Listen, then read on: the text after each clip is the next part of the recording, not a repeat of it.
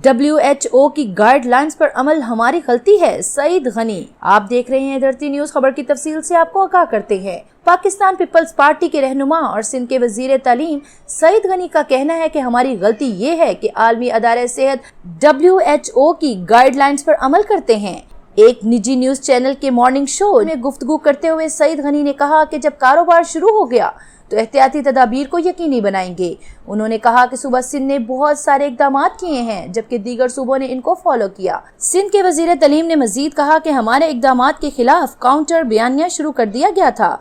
सईद गनी ने ये भी कहा कि कतई नहीं चाहते कि वायरस फैले और हालात कंट्रोल से बाहर हो जाएं। गुमान है कि पंजाब में हिकमत अमली पर अमल नहीं किया जा रहा। मजीद लेटेस्ट न्यूज को जानने और हालात से बाखबर रहने के लिए देखते रहिए धरती न्यूज। और हाँ, धरती न्यूज के चैनल को सब्सक्राइब करना ना भूलिएगा।